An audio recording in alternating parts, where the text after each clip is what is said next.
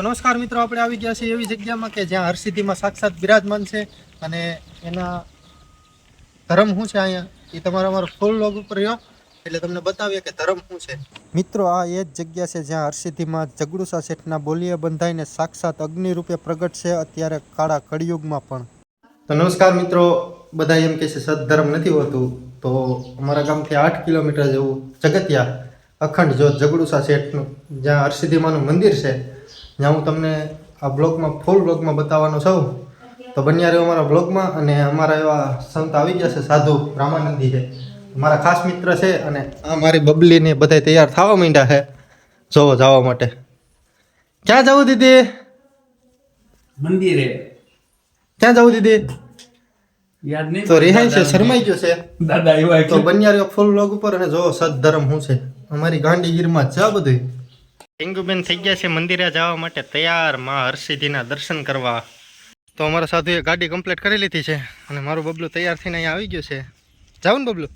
હે જવું છે? હાલો હાલે ગાડીમાં બેહો, હાલો. આની વિશે કાંઈ ન બોલાય નકર આ બાધે મારી હારે.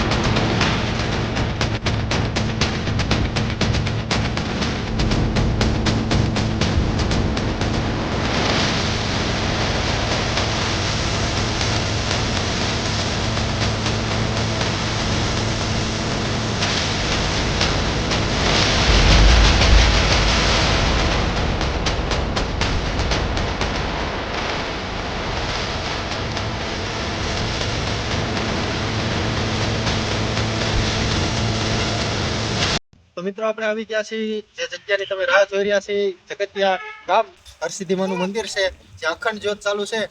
પણ બીજું બધું તમને ફૂલ વિડીયોમાં બતાવીએ કે ધર્મ કેને કહેવાય. તો મળીએ, ચાલો આગળ.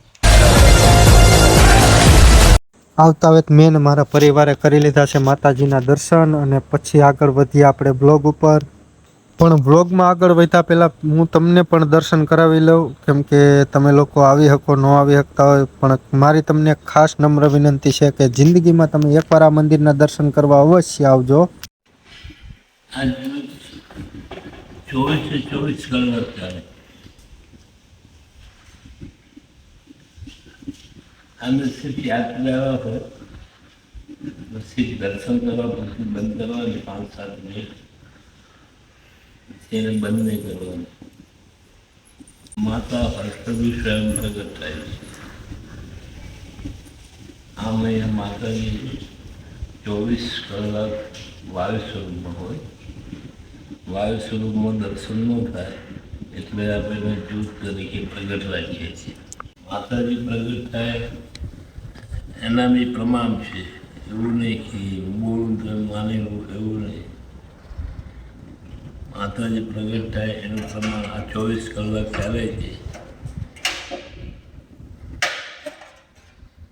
આ કેટલું ગરમ છે, હાથ લગાવો તો 24 કલાક ચાલે.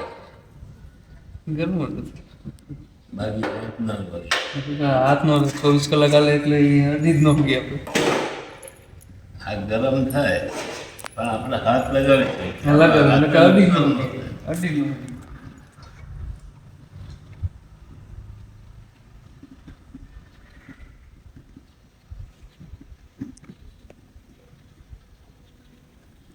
બાકી હાથે ખુલ્લા પડી જાય. હા, આ લોખંડ હાથ ન લગાવે. અડાડી ન કીધા એટલે તમે બસ અહીંયા હાથ લગાવો છો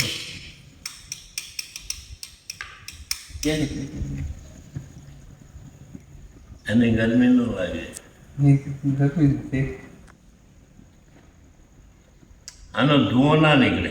હા,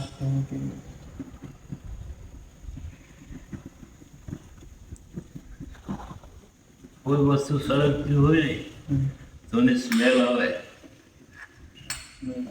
અને કોઈ સ્મેલ ન આવે.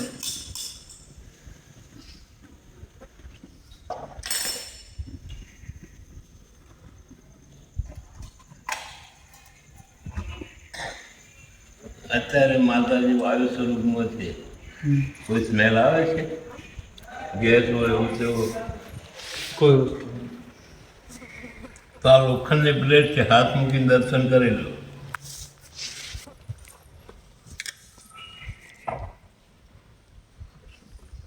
બાકી લોખંડની પ્લેટ હાથ ન લઈએ. અડાડી વાગે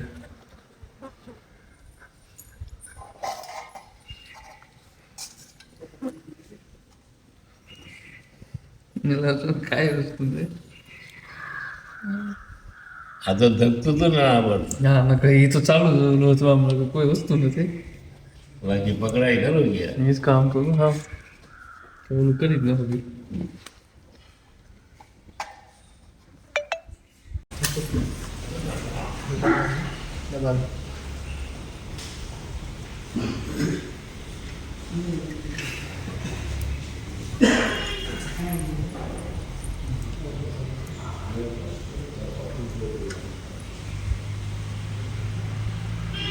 મિત્રો તમને એવું લાગતું હશે ને કે બાપુએ 50ની નોટ રાખીને ઉપર ડબલું રાખીને શું કરે છે, તો 50ની નોટ ઉપર ડબલું રાખીને આગળ એ હરગાવશે, પણ 50ની નોટ આપણે આખી નહીં કરશે, કારણ કે સદ્ધર્મ હોય ને એ અંદરથી કામ કરે. એ તમને નજર સામે ન બતાવે કે હું સત છું, ધર્મ છું, હું આ રીતે કામ કરું. તો 50ની નોટ ઉપર ડબલું રાખીને બાપુએ જોવો આગ લગાવી દીધી છે.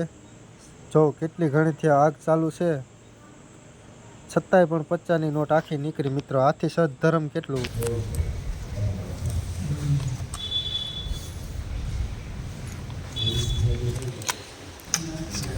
ગરમ ના થાય. નમસ્કાર કરો કોઈ વસ્તુ નથી. ઠંડી આવ ઠંડુ તો આ માતાજી પ્રગટ થાય એનું પ્રમાણ બળે નહીં, પણ ગરમ તો કરે ને. હા ગરમ તો કરી કે નથી. આ તો પકડાય નહીં બાકી. હા હા એ તો પતરું છે. એ તો કહું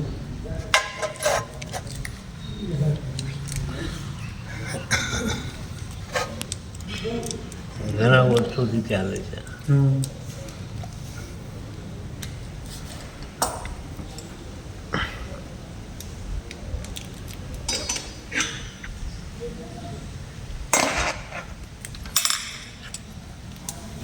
એ વાત આ કોઈ વસ્તુ ગરમ ન થતી. જમવાનું બનાવતા બની દે બાપુ.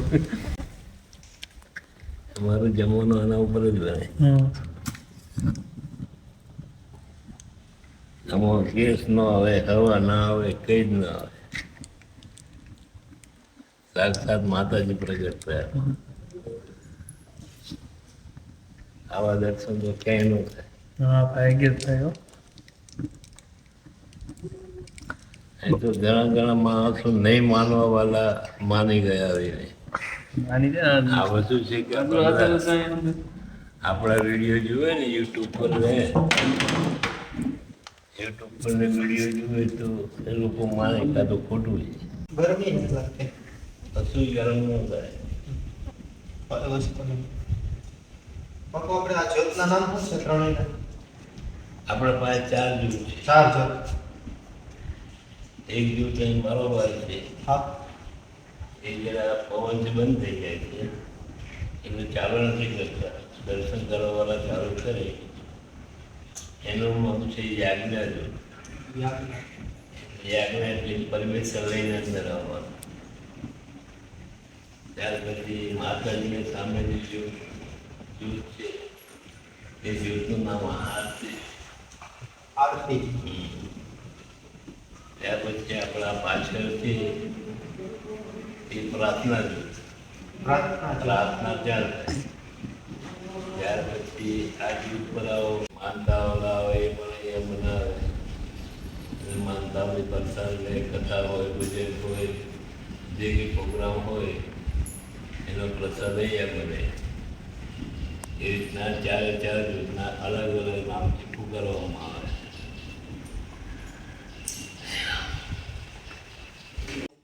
અહીંયા પૂજા કરે છે અને 4 જ્યોત છે. અને જો કે અહીંયા તો પ્રસાદ બનાવે છે એટલે આ જ્યોતનું નામ પ્રસાદ જ્યોત છે. આ દેખાય છે ત્યાં પ્રાર્થના જ્યોત છે. સામે જ્યોત દેખાય છે આરતી જ્યોત છે. અને બારોબાર છે એ યાજ્ઞા જ્યોત છે. આવી 4 જ્યોત છે અહીંયા.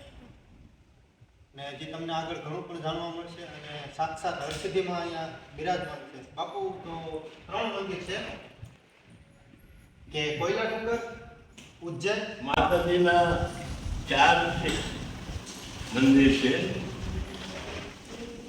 4 મંદિર અહીંયા સૌથી પહેલું એક મંદિર છે કોયલા ડુંગર, કૃષ્ણ ભગવાનનો કુળદેવી હર્ષદ હા અને કૃષ્ણ ભગવાન માતાજીની સ્થાપના ત્યાં પોતે કરેલી.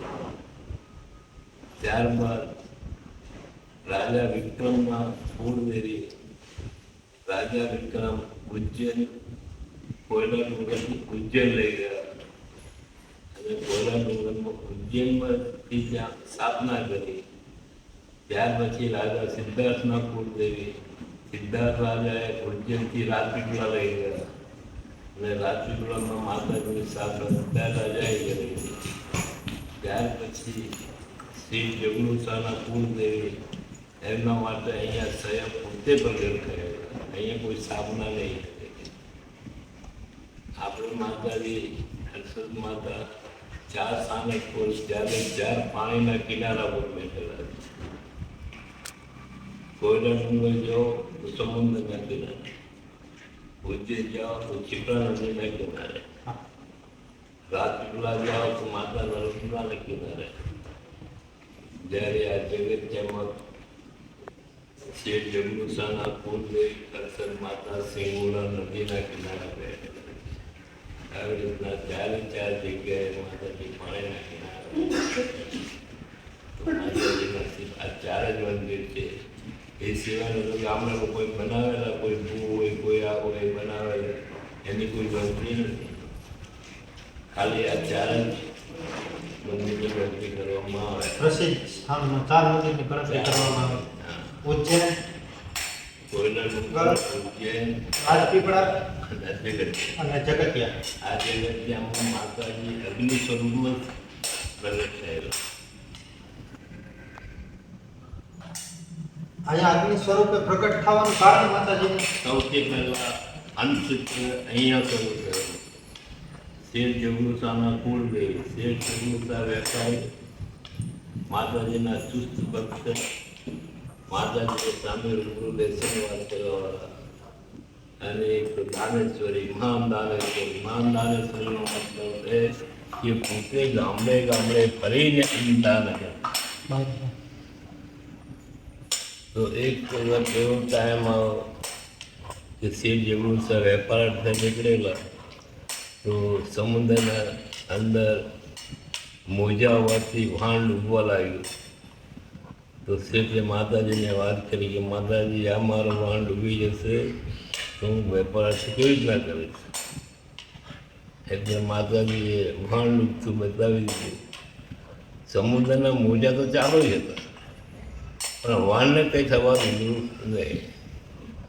વહાણના અંદરથી પાણી ખાલી કર્યું તો માતાજીનું પ્રમાણ આપ્યું ચૂંદડી અને બંગડી કે હું તારા સાથે છું એને કંઈ થાય નહીં. એટલે ત્યારથી શેઠ જગનુસાએ માતાજીને એક બીજું નામ આપ્યું વહાણવટી માતા. ત્યારથી માતાજી વહાણવટી તરીકે ઓળખાવા લાગ્યા.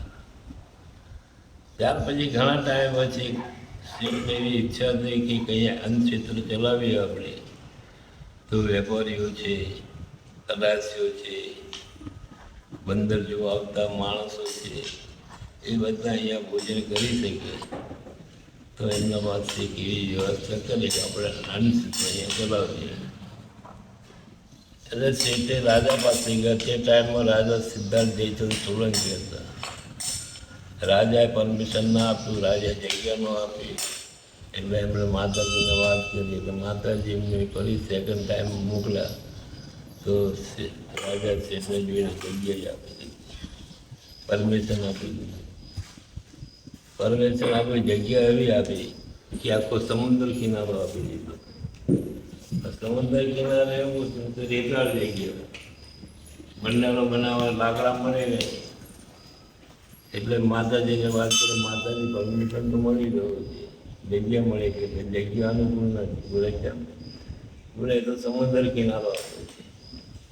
સમુદ્ર કિનારે તો લાકડા વાળવા ક્યાંથી મળે? એટલે માતાજીએ કીધું કે હવે તું જગ્યા પસંદ કરી લે. એટલે સીધે આ બંદરની બાજુની જગ્યા પસંદ કરી. ત્યારે આ જગ્યા આખો સમુદ્ર કિનારો. એટલે માતાજીએ કીધું માતાજી આ જગ્યા મને અનુકૂળ છે, પણ મારા લાકડા ક્યાંથી લાવવા? તો માતાજીએ કીધું તારે કોઈ લાકડા લાવવાની જરૂર નથી. હું અહીંયા 24 કલાક વાયુ સ્વરૂપમાં હોઈશ. જ્યારે બી જરૂર પડે એક ચકમક જલાવી દઈશ, એટલું અગ્નિ સ્વરૂપ ધારણ કરી લઈશ. અને તારા પછી તારા ભંડારો પૂરો થઈ જાય, તારે જરૂર ન હોય તો સીધ મારા માથે હાથ મૂકીશ એટલે હું અદૃશ્ય થઈ જઈશ. એવી રીતના માતાજી શેઠ સાથે બંધાયેલા. પણ શેઠનું તો શરીર છૂટી ગયું, પણ માતાજી તો બંધાયેલા. એ તો વચનબંધ હોય. એટલે અત્યારે પણ 24 કલાક માતાજી અહીંયા વાયુ સ્વરૂપમાં હાજર રહે છે. એટલે માતાજી બંધાય એટલે માતાજી જગ્યા છોડી જઈ શકે નહીં. તો અત્યારે પણ માતાજી વાયુ સ્વરૂપમાં છે. અત્યારે ભંડારો કરવો હોય, આ લગ્ન પ્રસંગ હોય, ભજન મંડળ હોય, કથા હોય, ત્યારે પણ અહીંયા આગળ પ્રસાદ બનાવવા માટે આ જ્યોતનો જ ઉપયોગ કરવામાં આવે છે. આ પ્રમાણે આ જ્યોતનું પ્રકારનું કારણ છે. તો નમસ્કાર મિત્રો, બાપુએ આપણને જણાવ્યું કે આ બધું આ રીતે છે. કેમ કે આ ગામ મોટું છે અને જગ્યા છે 500-600 ફૂટ જેટલી જગ્યાએ છે, અને આ જગ્યાની અંદર જ અગ્નિ પ્રગટ થાય છે. બાકી આની બારોબાર આ જે પેક કરેલી છે જગ્યા, એની બારોબાર ક્યાંય અગ્નિ પ્રગટ થતી નથી. તો આ સત્ય છે અમારા હરસિદ્ધિમાં સાક્ષાત અત્યારે અહીંયા પ્રગટ છે. મારા ગામથી 8 કિલોમીટર આપણે જામવાડાથી ઘાટવડ ફુગાળા થઈને સાસર ગામમાં આવતા જ ડાબી સાઈડમાં પાટીઓ પડે, સીધું આવે જગતિયા ગામ. અને જગતિયા ગામ રોડ ઉપર જ આ જગ્યા આવેલી છે. ઘણા લોકો રસ્તો ભટકી જાય છે, તો લોકેશન આ વિડીયોમાં મેં નાખેલું છે. તો તમે ગમે ત્યારે ભટકો તો આ વિડીયોમાંથી લોકેશન લઈને તમે આ જગ્યાએ આવજો. ખૂબ શાનદાર છે અને સાક્ષાત માતાજી હરસિદ્ધિમાં અહીંયા બિરાજમાન છે. તો એકવાર અવશ્ય દર્શન કરજો. ત્યાંથી 5 કિલોમીટર દૂર ગામ. હવે ત્યાં લાઇટ બાઇટનું કોઈ વ્યવસ્થા નહીં. હું ત્યાં રહ્યો તો ત્યાં લોકો આવે ખરા દર્શન કરે, પણ ક્યારે 10 વાગે ને ત્યારે આવે, અને ત્યાં 4 વાગ્યા પછી બંધ થઈ જાય. કોઈ ન આવે. ડેન્જર રસ્તો, એટલો ડેન્જર રસ્તો. જેવી રીતે અહીંયા સાવજ આવે ને હા, એવા ત્યાં રીચ આવે. ઓહો, રીચ તો બહુ ડેન્જર. એટલે કોઈ આવે નહીં ત્યાં, અને બધી પાડી જઈએ. હું ત્યાં રહેતો હતો. હનુમાનજીનું મંદિર તો મારું તો હાથ જ ન પહોંચ્યા. હા, એટલું ઊંચી અને થઈ ગયું કે પથ્થર તો કૂતરીને મૂર્તિ જાય. હા, ત્યાં તો કોઈ આવે નહીં. હું તો આખો દિવસ દિગંબર જ રહું, દિવસે રાતને. મારે તો કોઈ વ્યવહાર જોવા નહીં ક્યાં. તો ત્યાં આગળ મને સપનો આવેલો હા, કે તું અહીંયા છે અને હું ત્યાં સમુદ્રના કિનારે બેઠી છું, મારી સેવા કરવાનું કોઈ છે નહીં. અને હરી ગયા ને સપના થાય ખ્યાલ આવી ગયું. અને બીજા વખત પાછું સપનું આવે એ જ પ્રમાણે. અત્યારે મેં ગયા પાછા 2-4 મહિના થયા, ફરી એનું એક સપનું આવ્યું ત્રીજા વખતે. મેં સારું વાત તો સાચી જ હશે. તો હું તો આવે ને તો આ બધું સમુદ્ર કિનારો આખો છૂટી આવ્યો. 1 વર્ષ સુધી આખો સમુદ્ર કિનારો ફરી ગયો. બધો સમુદ્ર કિનારો બતાવે ને, હા, પણ ત્યારે આ બધો સમુદ્ર કિનારો હતો તે ટાઈમમાં. ત્યારે સમુદ્રનો અત્યારે આ બધી વસ્તીને એવું કહી ગયો સમુદ્ર હતો. આ સમુદ્રમાં છે. ત્યારે ખબર પડી પછી હવે શું થાય. પછી હું અહીંયા વીર માંગડાવાળા આવ્યો. ત્યાં મારો ગુરુભાઈ હતા, હા, અને ત્યાં હું એમના પાસે 1 વર્ષ રોકાયો. 1 વર્ષ પછી એક ભાઈ છે પ્રજાપતિ, કે બાપુ એક જગ્યા છે તમારે એવું છે, સારું હોય તો રહી શકે. કોઈ ટ્રસ્ટની જગ્યા છે તો કે ના કોઈ માલિકી છે, એને ખબર નહીં કે માલિકી છે, કે એવું કોઈ નથી. ખાલી બિનવારસી થઈ ગઈ હવે બિનવારસી થઈ ગયો હોય ને કોઈ એટલે પછી મને તો કેમ મને બતાવો મને કે ત્યાં અખંડ યુદ્ધનું નામ લીધું મારા મગજમાં વાત ઉતરી ગઈ મને કે તો હાલ જ બતાવે વાત એક જ વાત છે તો ત્યાંથી તૈયારી મારી હવે આવેલો દરવાજામાં પૂછવાને ઊંધો તો મારા લોકોને બધા ઊંચા થઈ ગયા અહીં ક્યાંકની જગ્યા શોધું એ જ આ જગ્યા છે તો આ જગ્યા તો માલિકી નહીં માનભાઈના કોઈના નામ નથી આ જગ્યા બરાબર. હા એમને માનભાઈને વાત માનભાઈ કે આપણી જગ્યાએ તો કીધું આપણે અહીંયા રહેવું છે તો કે બાપુ રહેવું હોય તો શું પણ અહીંયા એક મહિનામાં 100-200 રૂપિયાની આવક થશે હવે 100-200 રૂપિયાની આવક થશે એની તમારે કોઈ ચિંતા કરવાની જરૂર નથી તો કે તો રહેવું હોય તો પણ એક બીજું કે અહીંયા મારા પાસે ઓછા છે 5 મહાત્મા આવી ગયા એક જ મહાત્મા છે 2 વર્ષ રોકાયો હોય છે બાકીના મહાત્મા તો કોઈ દિવસે ભાઈ ગયા કોઈ રાત્રે ભાઈ ગયા 2 મહાત્મા તો રાત્રે 12 વાગે ભાઈ ગયા તો મને કે અહીં તમારું કોઈ ચિંતા નહીં કરવાની કેમ કે મને બોલાવવા એ છે પછી મારે બીજા શું બીક છે હા તમારી જરૂર મને તો એને બોલાવે સપનું આપે ને મને અહીંયા બોલાવે છે એટલે મને શું ડર કોઈ યાદનો હા તો કે તમારે રહેવું હોય તો ઈચ્છા પછી આપણે સારી થઈ ગયા અને એની કૃપાથી આ બધું બનાવી દીધું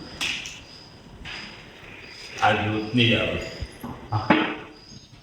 બીજી કોઈ આવે નહીં બાકી મંદિરમાં તો રૂપિયાના સિક્કાના 2ના સિક્કા નાખેલું હા આ જ્યોતની આવકથી મારે આખો આશ્રમ બનાવવો છે મારો પોતાનો બી ખર્ચો મારો સાધુ સંત આવે એનો બી ખર્ચો કોઈ મહેમાન જગત આવે એનો બી ખર્ચો બધો ખર્ચો આવી ગયો ઉપર માતાજીની કૃપા છે એ ચલાવે છે અને આપણે ચલાવીએ